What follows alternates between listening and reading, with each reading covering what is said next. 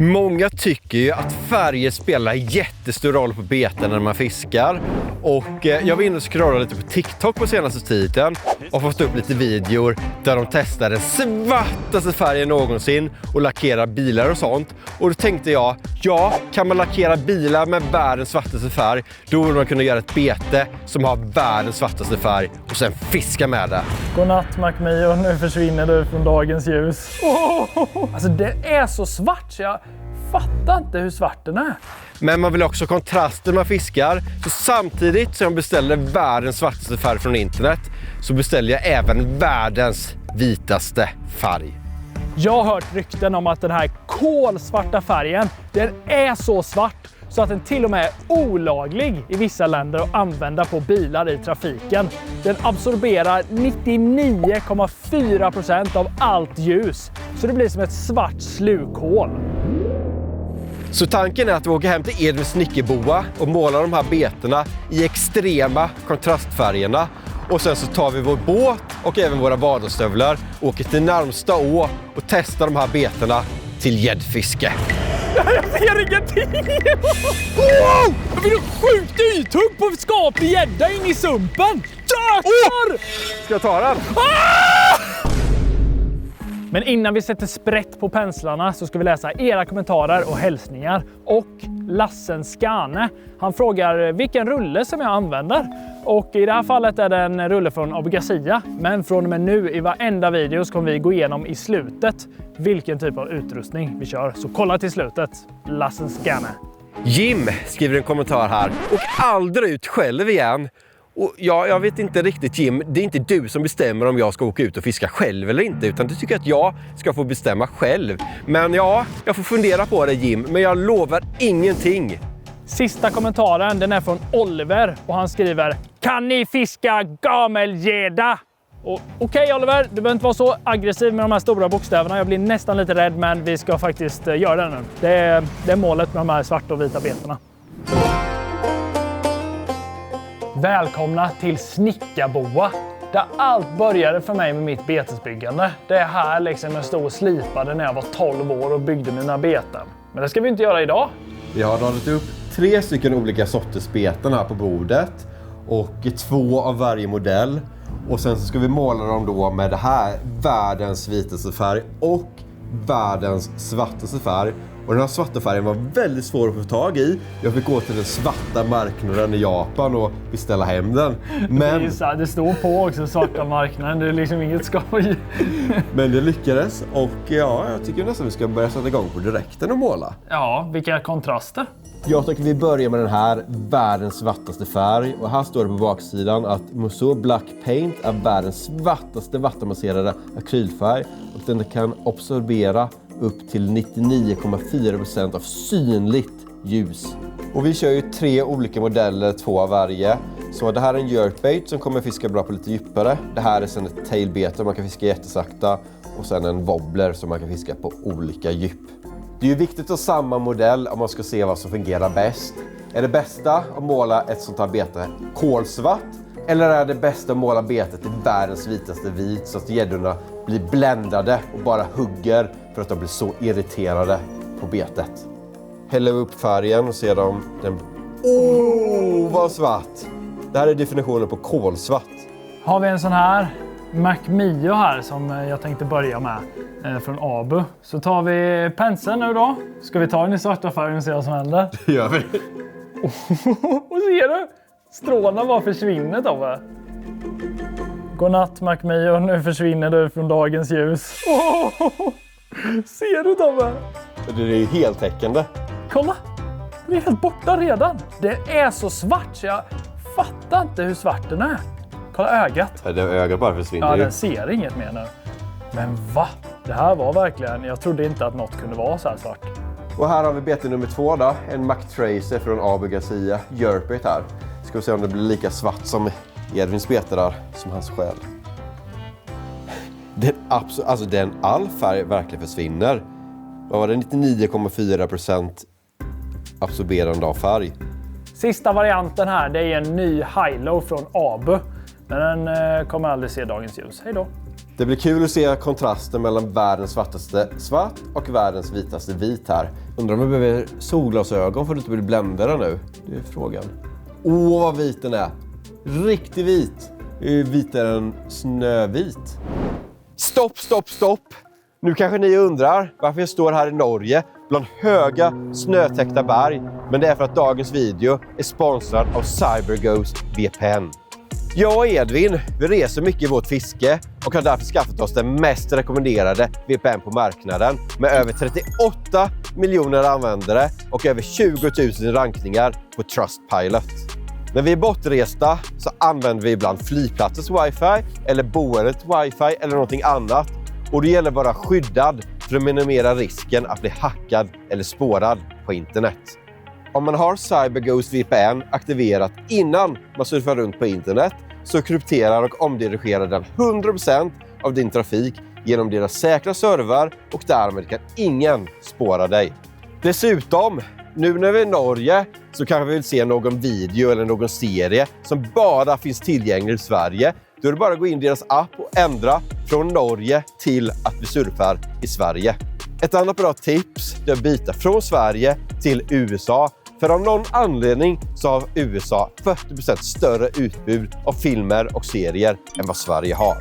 Om man är intresserad av att skaffa CyberGhost VPN kan man använda länken i beskrivningen och få hela 83% rabatt och 4 månader prenumeration gratis. Och eftersom det har en 45 dagars pengar tillbaka-garanti så kan man testa på helt riskfritt. Tack CyberGhost VPN för att ni både skyddar oss och stöttar oss så vi kan göra gratis fiskefilmer framöver också. Kom ihåg, är ni intresserade så finns länk till CyberGhost VPN i beskrivningen. Satta var ju sjukt heltäckande. Se om den här är detsamma. Ja, det räcker nog med ett lager. Den bara absorberar. Vad vit! Den är lite tunnare liksom, men den är ändå så här. Den är vit. Det är det. Och det här blir mycket bättre sen när det är torkat också. Ja, det är ju då effekten kommer fram liksom. Nu blänker den lite vatten i den liksom. Men när det försvinner, då är allt ljus i färgen.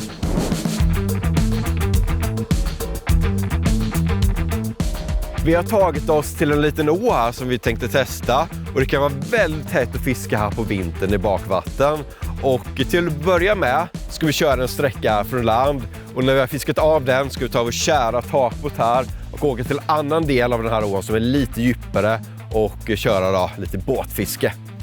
Jag har trollat fram betena här vi tillverkade och jag har aldrig sett något så svart och vitt i min beteslåda tidigare. Det är sjukt vad mörkt och ljust det är här. Ån ligger precis här bakom så jag är sugen på att prova dem i vattnet. Kommer de bara försvinna när man kastar i dem kanske?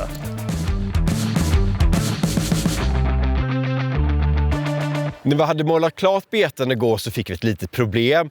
Och det var ju så att den här färgen som vi använde, den var ju vattenmasserad. Så det gjorde att så fort betet nådde vattnet så löstes färgen upp sig. Så vi var tvungna att klarlacka alla beten. Och då fick den tyvärr en liten ljusare svart än innan. Och fortfarande väldigt mörk, men lite ljusare. Alltså den blir knappt ljusare men den blänker lite så att den framställs lite mindre svart. Men så här svart är den utan lacken.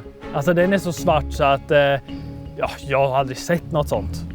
Och så här då ser ett svart bete ut med klarlack. Och vi tog ju såklart matt klarlack för att det skulle blänka så lite som möjligt. Mattaste vi kunde hitta.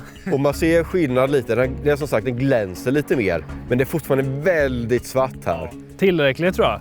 Och här är alltså den vita som är kritvit. Och den blev lite missbildad här ser ni. Men det spelar ingen roll för huvudsaken är att den är vit. För att ja, det var lite för kallt när vi målade så det bubblade upp lite där. Men den här tailen eller padden här bakom också, det var en bland de ljusare jag kunde hitta i min betslåda. Och då ser ni hur ljust verkligen betet är i och med att den här padden är ljus. Men det är liksom, det här är ju som en krita.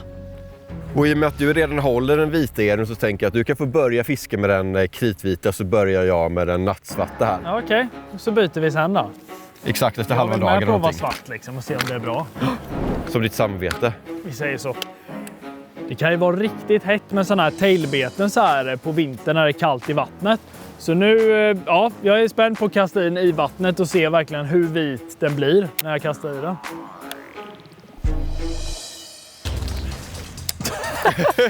Det lyser ju. Det får ju så här lite gulare ton i vattnet. Ja, men det är för vattnet är gult. För att vattnet är gult. Kolla, det är och som mörkt. en lysplugg. Men det lyser ju verkligen upp så här. Det är ju jättekul att se, för kommer det något gädda hugger som har fått något ythugg eller någonting, då ser man bara en vit sak försvinna i gäddkäft. Det ser liksom inte hett ut, det är inte naturligt, men det kanske så här gör att gäddorna bara vad är det som sticker ut där? Det är lysande Guds bete liksom. Bara, och då hugger de. Får vi se om den här svarta lyser upp lika bra som Edvins. Och jag kör med ett Jörpit då, för att det kan också vara bra på vintern. Vad är det? Köra sakta. Jag ser ingenting! Men vad är det? Jag ser inte heller någonting. Den är omöjlig att se. Ja, när den är typ en halv meter framför mig, då ser man den. Men annars inte överhuvudtaget. Det var ju som natt och dag, kontrasterna mellan de här två. Vad i hela? Den typ suger ut det lilla ljus som finns där nere så att man ser ingenting. Ja, det ser inte jättehett ut, Tobbe, men det är ju det som är uppgiften. Vi måste se om det funkar. Gäddorna har någonting som heter sidolinje, så de jagar inte bara med sin syn, utan de jagar även genom att känna vibrationer i vattnet. Och jag tror att tack vare att de kan jaga med sidolinjen också, så kan det här betet fungera om man får fisk på det. Annars hade det nog varit jättesvårt.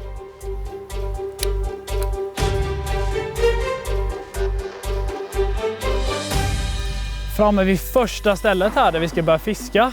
Och det är liksom, här är inget speciellt, men det är ett ställe jag har fått fisk på tidigare. Det är bara en rak sträcka kan man säga. Men här nappar de, så de vill vara här. Precis som jag. Du tror på det här stället du, Edvin? Ja, men här kan man knipa lite fisk ibland. När jag har en vit plugg som kommer här i vattnet så tror jag ändå att det kan leverera. Och kolla, jag ser ju min. Jag ser vilket djup jag kör min på. Det är inte du, va?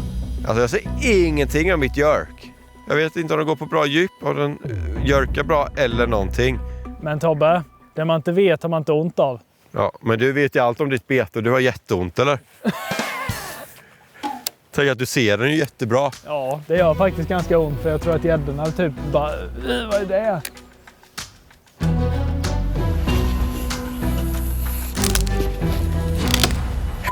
Jag sitter i en buske. Nej.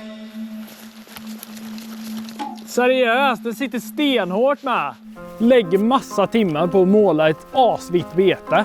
Så kastar jag in i en fet buske som är stenhård. Alltså sätter jag det här då... Jag ser Edvins bete, det är där borta, men jag kan tyvärr inte komma ut dit. Alltså jag vägrar, den var ju asfin. Alltså det gick ju bra. Nej, alltså jag får inte loss den. Jag har den! Men hur ska du göra nu? Men jag vet väl inte. Tobbe. Den är nog hyfsad. Ja men Tobbe. Det var en liten å. Edvin, apa linan! Varför gör du så här? Men ge lite slaktlina då. Jag gör det nu. Okej, ta över Edvin. Dra Edvin, veva. Den där fisken hade nog Edvin fått om man inte satte sig i det där. Käft alltså. Har vi lite vattenbassäng här, eller vattenpoolen kan bada i. Ja! Jag kom loss! Jag kom loss! Jag höll på hur länge som helst och till slut kom jag loss. Yes! Alltså jag blev glad när jag fick en asstor gädda där. Jag har verkligen slukat betet och det här är ändå en hyfsad gädda. Alltså den är inte stor, men ändå en hyfsad gädda för att vara den här ån kan jag säga. Den är nog 75 eller någonting. Där har vi den. Vad är svartast? Gäddans ögon eller betet? Kommentera i kommentarsfältet. Hej då med det, vassgädda. När vi klarlackade den här så körde vi bara 3 lager för att det inte skulle blänka för mycket. Men den har redan börjat lossna lite färg här och det är ju tråkigt. Man ser det guldiga under. Men det är fortfarande väldigt svart på alla andra ställen. Men lite färgsläpp är det tyvärr. Jag kommer att tänka på en sak idag som nog inte är till fördelen om man kör det vita betet. Och det är att himlen, den är helt kritvit. Och jag menar, hur ska gäddorna kunna se mitt kritvita bete mot den kritvita himlen när de kommer underifrån så? Nej, det är ju svart man ska ha. Bara massa ursäkter hela tiden från Edvin. Jag ska se sen när jag byter till den vita, då kommer jag också få fisk. Eller ja, då kommer jag få fisk på den vita.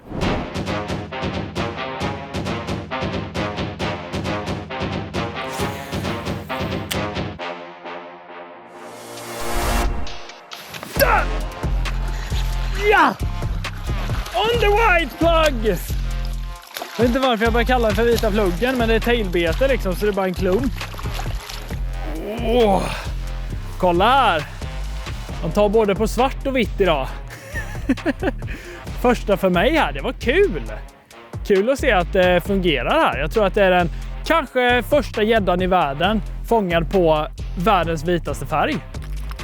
Hoppas jag i alla fall. Något vill man ju vara först på liksom.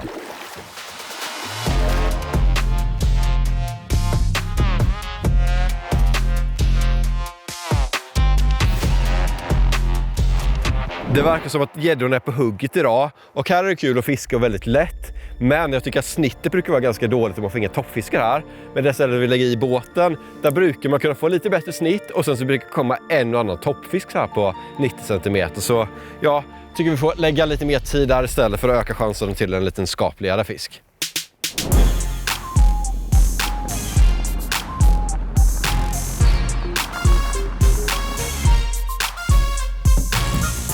Alltid lika kul med takbåtsäventyr. Och det är så smidigt med. Inga ramper, inga trailers, utan bara jättelätt båt som man bara skickar av.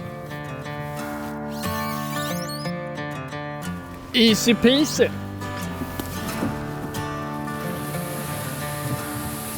Tidigare så har jag haft en annan takbåt som varit kamouflerad. Men det här året så tänkte vi testa några riktiga små gölar och små tjärnar mitt ute i skogen och måste bära båten ett par 100 meter för att nå. Och då har vi faktiskt bytt till den här, för den här är lite mindre, 13 fot, men den väger bara 40 kilo. Så som du såg nu, det var liksom inga problem överhuvudtaget för mig och er att lyfta ner den från den här bilen. Så den här kommer göra nytta för oss i år. Och det är dessutom jungfruturen på den här båten. Det är första gången som vi använder den. Så det här kommer bli intressant att se hur den går. Inte bara jungfrutur för båten, utan även för mig att spela golf med min golfbag här. Det är inte en golfbag, det är en Mercury Aviator, alltså en elmotor utombordare. 7,5 häst på den här, det blir spännande att testa.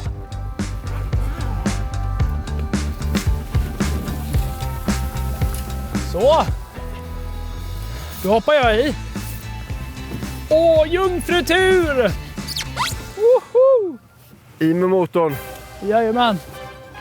Där. Då hoppar jag i då, Edvin. Hoppa i. Oh. Ja, det går ju bra. Han går. Ja. Oh!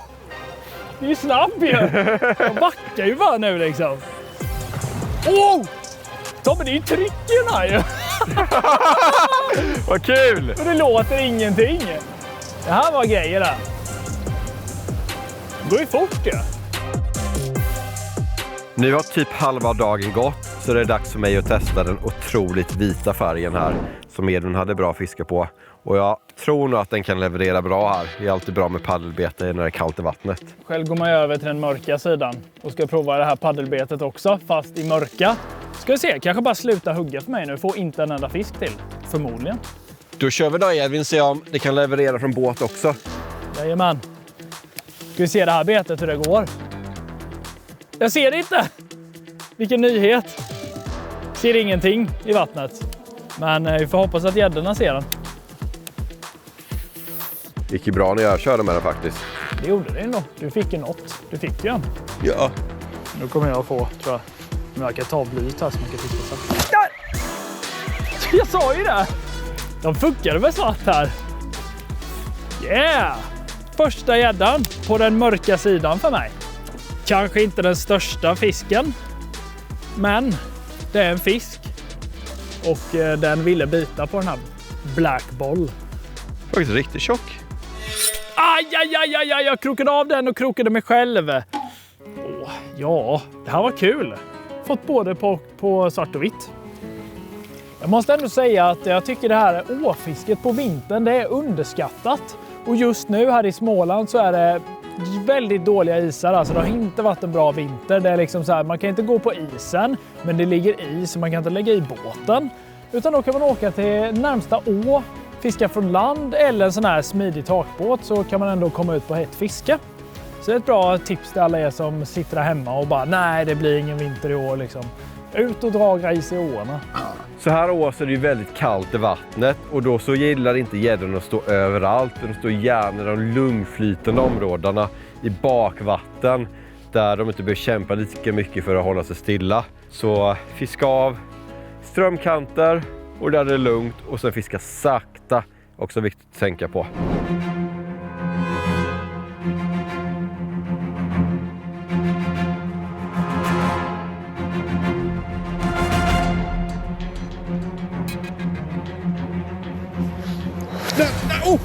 Bättre! Är det där? Ja! Nej, du går in i vassen! Du går in i vassen! Den är inne i vassen! Tobbe! Men den är inne i vassen! Ja, men vad ska vi göra? Det här måste vi ha upp. Ja, den är fin! Får du ut den? Nej. Nej, sitter den också? Men gör något då! Ja, men du åker mot den. Ja, vi måste åka till den. Jag med elmotor. Nu! Den är ju fin! Nej, Tobbe! Edvin! Ta den! Nej, men den är ju stor! Jag vågar... Ta den! Vit! Men ta den! Nej, Tobbe! Edvin! Nej, det sitter vassen! Ta den för helvete! Den är för grov! Den är för grov för farfarsgreppet! Ja, den! Ja, den! Oj! Den är sjukt grov, Tobbe! Du får ta den. Okej då. Alltså, den är tung! Den här är en av de grövsta gäddorna på länge, kan jag säga. Nej, dubbel! Håller du? Dubbel uppsittade fingrarna. Nej, han är redan köttad! Mina med. Det har nog aldrig hänt innan att båda var uppsittade fingrar samtidigt. Känn på grovheten nu när jag lyfter den. Det är helt sjukt. Det är en riktig älvgädda. Du kan hjälpa mig att kroka av så du inte blir färgad. Alltså inte vit. Så. Men den är så himla grov. Titta här hur stor.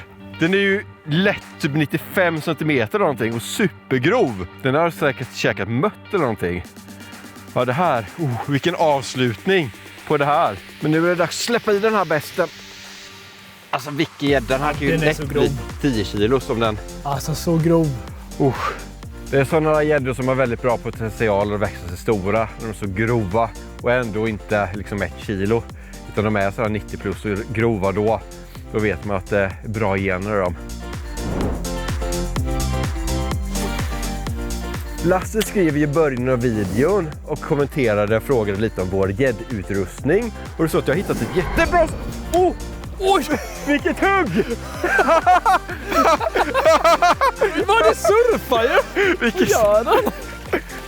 Alltså... Ja, tyvärr, Lasse fick inte ens veta vad du har för rulle, Tobbe, för det är bara nita gris. Ja, nej, men det verkar som att min rulle fungerar i alla fall till gäddfiske. Väldigt lätt att kroka av den från det här kritvita betet som har blivit lite färgat nu. Rullen som vi har då, den AB Garcia Max 41. Och den kör tillsammans med en AB Garcia Beast X 40-140 gram som är 7 fot. Och det tycker jag är superskönt och sådana här allround-spö när man ska fiska gädda. För det är lite kortare så det passar perfekt när man fiskar från land så här. Så slipper det fastna ett träd och vass så man kan lätt gå igenom ganska terräng. Har du också en? Jag vill ha sjukt ythugg på skaplig gädda in i sumpen. Det är typ sista kasten för dagen nästan till, tänkte jag. Den är Vad är det här, Tobbe? Det blev ythugg mitt i januari eller någonting. Vad det nu är. Alltså, dökar! Ja! Den är fin! Den är stor! Ska jag ta den eller klarar du det? Jag vet inte, den har slukat en svart. Alltså, det är stor jäkel! Tobbe! Ska jag ta den? Vill du ta den eller ska jag ta den? Jag vet inte, det är inte meterfisk, Tobbe. Det sitter dock väldigt bra i det. Ja, det är metergris typ. Alltså, det är stor, det är största. Alltså, den är så grov så jag kommer inte runt med handen. Jag kan inte ta nackgreppet. Då vet man. Ja, vilken sjuk gädda.